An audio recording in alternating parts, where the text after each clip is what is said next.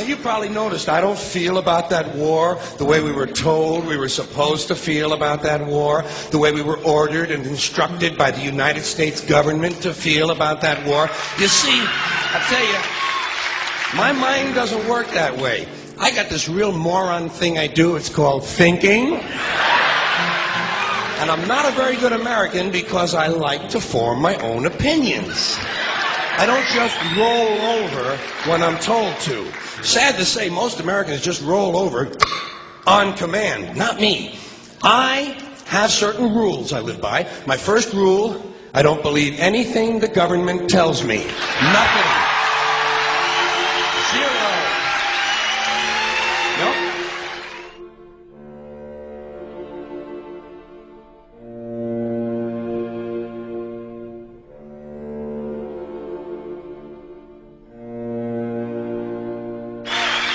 And I don't take very seriously the media or the press in this country, who in the case of the Persian Gulf War were nothing more than unpaid employees of the Department of Defense, and who most of the time function as kind of an unofficial public relations agency for the United States government. So I don't listen to them, I don't really believe in my country, and I gotta tell you folks, I don't get all choked up about yellow ribbons and American flags.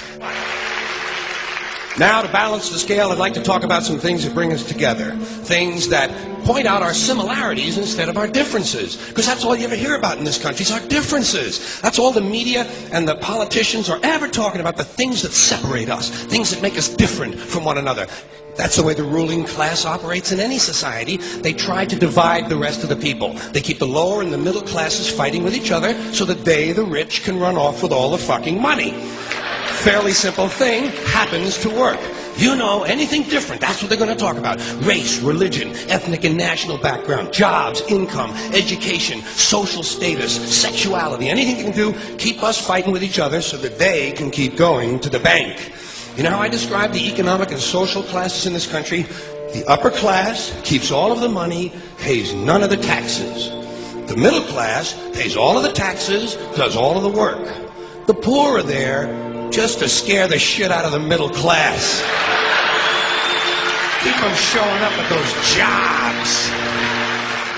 Politicians know that word. They use it on you. Politicians have traditionally hidden behind three things: the flag, the Bible, and children. No child left behind. No child left behind. Oh, really? Well, it wasn't long ago you were talking about giving kids a head start. Head start, left behind. Someone's losing fucking ground here. But there's a reason. There's a reason. There's a reason for this. There's a reason education sucks, and it's the same reason that it will never, ever, ever be fixed. It's never going to get any better. Don't look for it. Be happy with what you got. Because the owners of this country don't want that. I'm talking about the real owners now. The big, the wealthy, the real owners, the big wealthy business interests that control things and make all the important decisions. Forget the politicians. They're irrelevant. The politicians are put there to give you the idea that you have freedom of choice. You don't. You have no choice. You have owners. They own you. They own everything. They own all the important land. They own and control the corporations. They've long since bought and paid for the Senate, the Congress, the state houses, the city halls. They got the judges in their back pockets, and they own all the big media news, all the big media companies. So they control just about all of the news and information you get to hear. They got you by the balls. They spend billions of dollars every year lobbying to get what they want. Well, we know what they want. They want more for themselves and less for everybody else. But I'll tell you what they don't want.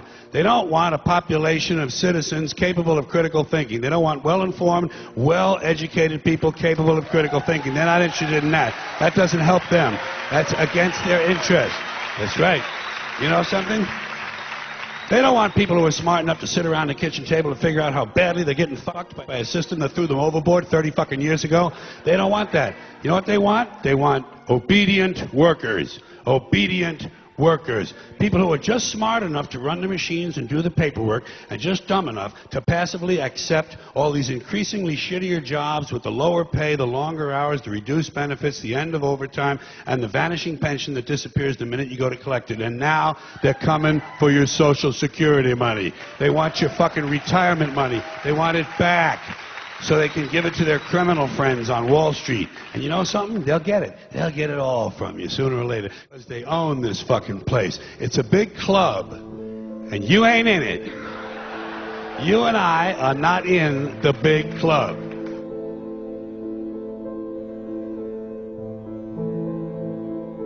The greatest form of control is where you think you're free, when you're being fundamentally manipulated and dictated to. One form of dictatorship is being in a prison cell and you can see the bars and touch them.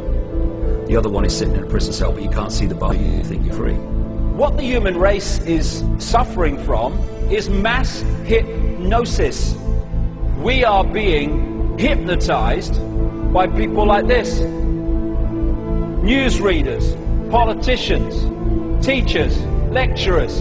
We are in a country and in a world that is being run by unbelievably sick people. The chasm between what we're told is going on and what is really going on is absolutely enormous.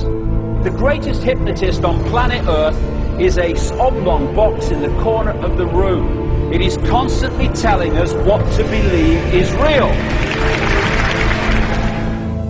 Historically, the control and manipulation of political opinion has been the Freemasons' main weapon in gaining control of countries and states. Once in control of the rulers and politicians of a country, laws and political structures could be changed in accordance with their agenda.